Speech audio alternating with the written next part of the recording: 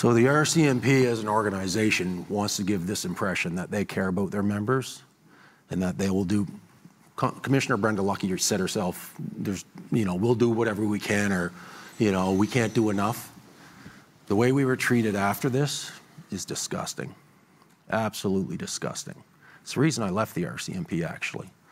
So we had 13 guys, TAV operator, EMERT, and we went out and we laid our best down, to stop this threat, to save as many people as we could. We honestly did.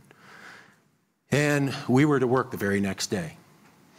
And most guys were back in and, writing up notes, doing tasks, debriefings. We were there the very next day because you got a bunch of resilient guys that want to work is what you have.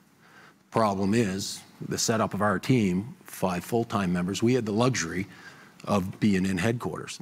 They gave us, initially 72 hours, they stood us down, not taking calls, but we were still at work. We start getting to the Wednesday or the Tuesday, the 72 hours, and it was asked, can we get a few more days? Yes, we can. We'll extend it to Friday.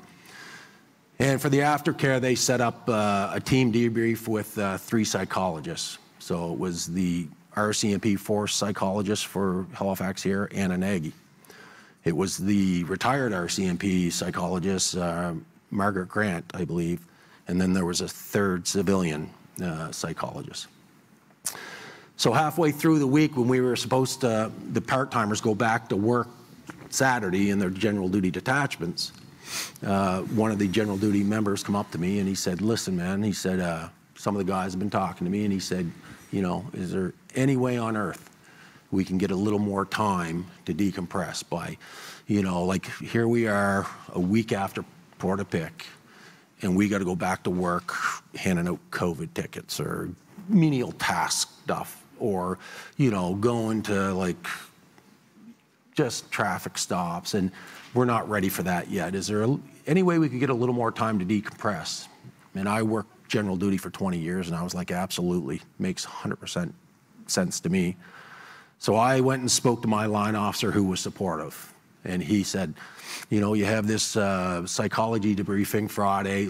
Let's, hold off before we push it up the line, meaning to get approval to see what they have to say about it. I said, great idea. So we went Friday morning, had this psychological debriefing Friday morning, and every guy, laid their heart on the line and let them know how we were feeling. Their advice was, be around like-minded people, talk openly about it, stay busy, and that's how you can fight PTSD or trauma or anything like that. So that was their recommendations. And I said, perfect. This is what I've been asked, and this is what I proposed to my line officer, but we're looking for your support. At the time, Anna Nagy was out of the room. But Margaret Grant and the other one, and I said, the part-timers are we're just looking for 2 weeks for them to come in. I have tons of tasks for them to do, with the aftermath of this. After action reports need to be written up, all the deficiencies of drones and MWS in the vehicles, all that has to be straightened away. It's too much for 5 guys.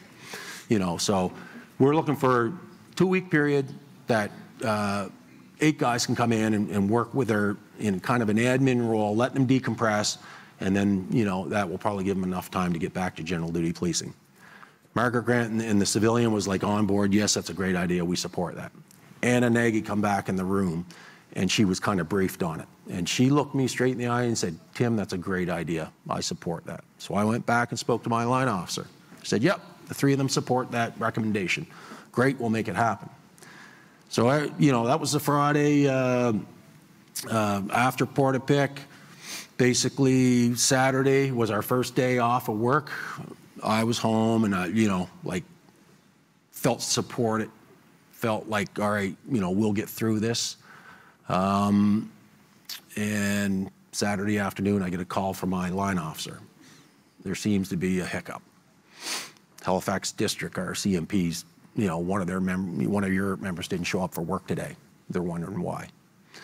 And I was like, well, there's a miscommunication somewhere because and he said, yeah, we'll get it straightened out. So anyway, right off, that starts to bother you, that the lack of communication and the lack of empathy, and so then it grows and it festers and it grows. Saturday night was the first night I couldn't sleep at all. Sunday night, I get the phone call from my line officer. Nope, they're to go back to work to their home unit. And I said, I'm sorry, but I'm disobeying this. I said, they're coming into headquarters tomorrow morning because of what the psychologist agreed with, what I know is right, and what the guys need. So they came into work, and I told the guys, like, no, I'm not listening to bad orders. Like, you guys are coming in and we're working. And we went in as a team and we were there. And I was making phone calls, and I was in touch with mental health, I forget the word they use, but some high-ranking deputy commissioners in Ottawa sent them emails saying, listen, we need, some empathy. We need to see what's going on down here. I'm fighting this battle myself. I reached out to other people across Canada, and Monday morning I come in, and this is how I know it wasn't a misunderstanding, because I sent a text message to Ann and Aggie, the RCMP psychologist. Crickets. She never responded back. Had it been a misunderstanding, I'm sure they would have called me right back. Oh, what's the confusion, this and that? Oh, yeah, okay, yeah, I remember that. Yeah, we'll straighten it out. Nothing. Crickets. No one would call me. Monday morning, I get a phone call from the health services nurse. I forget her name.